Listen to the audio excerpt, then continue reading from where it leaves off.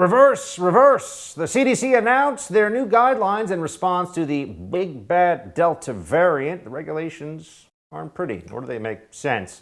This is taken from the New York Post. It reads, the new guidance would mark a change of course for the agency after it gave the green light in May for vaccinated people to ditch their masks. The change comes amid the spread of the highly contagious Delta variant, which has driven surges across the country, now comprises around 83% of cases nationwide, according to the CDC. But isn't the vaccine supposed to protect you? If not, then what's the point of it to begin with? Where's the logic here?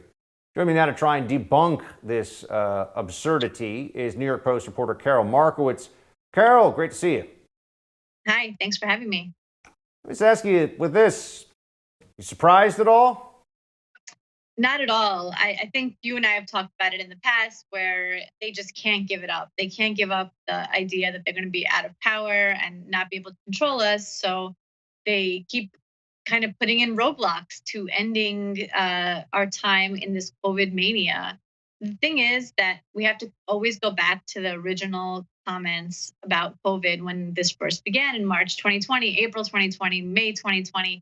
That we just needed to do this for a little while to flatten the curve, to make sure hospitals weren't overwhelmed. We did that.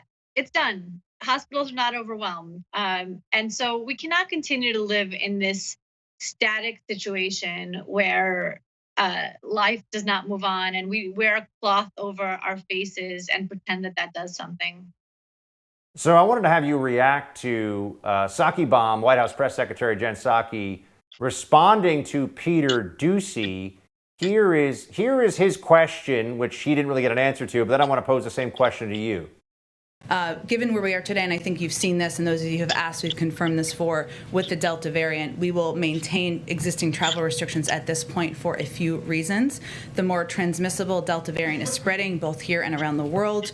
Driven by the Delta variant, cases are rising here at home, particularly among those who are unvaccinated, and appear likely to continue in the weeks ahead. Sorry, that was actually about the travel ban. We'll get to vaccinations in a second, but let's talk about the travel ban situation. What do you think? It's terrible. There's families that haven't been able to see each other for, almost going on 2 years now. And it's really unfortunate that we can't rely on the science of vaccines that we were told were so effective to make sure that we can reunite families. Ellen Carmichael on Twitter, she's married to an Austrian man and they haven't seen their grandchild. The grandparents haven't seen the grandchild because they're not allowed to come and visit America. Yet we have this open border policy on our southern border where we have migrants coming in every day and nobody cares whether or not they're vaccinated. It's just really not right. Here is Jen Psaki on vaccinations responding to Peter Doocy. The vaccines work, which this sign says that they do, then why do people who have had the vaccine need to now wear masks, the same as people who have not had it? Because the public health leaders in our administration have made the determination based on data that that is a way to make sure they're protected, their loved ones are protected, and that's an extra step given the transmissibility of the virus. It's like they're not even trying. I mean, that's not an answer. That's not an explanation. It's just because our experts say so, have decided arbitrarily today. A month ago, it was fine. Right. And the guidance is so unclear that people were really wondering what it actually meant and whether or not it actually, because it seemed to mean that people had to wear masks inside with their kids. And that's sort of crazy. And yet nobody sort of doubted that the CDC would come out with something that crazy. It's really terrible that we keep relying on these really useless policies again and again to curb COVID, which we have never done in the past via masking.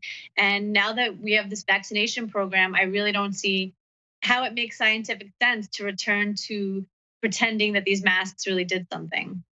I'm also seeing some of the old arguments again about how it's not.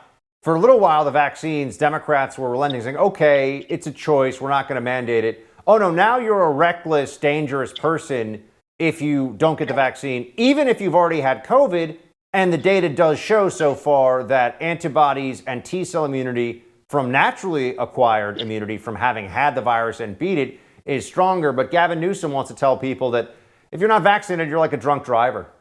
Look, we Right. don't even have to have that debate if we can just get everybody vaccinated that's not vaccinated, that's refusing to get vaccinated, that's living vaccine free and impacting the rest of us. It's like drunk drivers. You don't have the right to go out and drink and drive and put everybody else at risk, including your own life at risk. I mean, Right. this is the end result of COVID zero, or the if it saves just one life, whatever Right, COVID right. policy we want is inherently justified. If it saves zero lives, if we're trying to save lives. Mhm. And this is all tied with poor CDC messaging. Look, I got the vaccine, so I'm not a denier of vaccine science. It's just I understand the people who don't want to be vaccinated. They've been lied to and just manipulated for the last 16 months, and I get that they have lost a lot of faith in the system. That makes sense to me. It makes sense to me that every time the CDC comes out with some regulation that makes no sense, it makes people less likely to go get the vaccine. Every time they come out with regulations for, even if you get the vaccine, then you still have to wear masks. That makes people less likely to get the vaccine. I think all of this is very tied together. I'm also seeing that there are more and more places that are taking it upon themselves. The federal government, for example, has now required the vaccine. Veterans Affairs is requiring all faculty members, all staffers to get the vaccine. They have 8 weeks to get it. That was just announced yesterday. That's the first, federal agency that's straight up saying you have no choice, get vaccinated. In New York City, Bill de Blasio, the worst mayor in America, is running around now saying that enough's enough about this choice stuff. If you either get vaccinated or basically it's going to cost you your job. I just think it's so interesting that this is the way that they're willing to take such a tough hand with those who don't want to get vaccinated now. They weren't willing to have a tough hand with the teachers and the teachers unions when they didn't want to go back to school last fall. Then it was whoa, let's all be really under. It's just like dealing with like spoiled brats all the time. The lockdowners just want what they want when they want it. Yeah. And I think the teachers union next step is that they're going to be pushing to not open schools until kids are vaccinated. I sort of see that coming with the conversation out of the CDC today, where again, they focus on children not being vaccinated. Children are not at risk for COVID. I mean, it's literally been the fact the whole time that kids are very not susceptible to this. Have there been deaths from this? Yes, there have been, but way more deaths happen every year from flu for kids, for example. And yet we've suspended children in this insanity for this whole period of time. And I think they're poised to just continue this. I really do. I think that the CDC and the teachers unions have decided that kids' lives can be paused indefinitely. You think that the CDC guidance on masks for kids is going to stand, Karol, or are you going to see? Do you think enough parents are fed up with this and had enough that there may be a pushback such that in some states or in some counties it's too much and they relent? What do you think? So in some states and in some counties, yes, I think parents will push back. I've seen it happen. Long Island, for example, in New York is really pushing back hard in a lot of cities and towns in Long Island. But I live in New York City, and I know nobody here is pushing back. It's going to be just masks. Okay, let's let the kids wear masks back to school in September. The saddest thing about the last year plus of COVID mania is how few people fought back. It kills me every time there's like a big rally or protest in Europe, and Europe is out freedoming us, and that makes no sense to me. I totally agree. It was very depressing, but maybe it'll be different this time around. Karol Markowicz, always good to see you. Thanks for being here. Thank you so much. Thank you.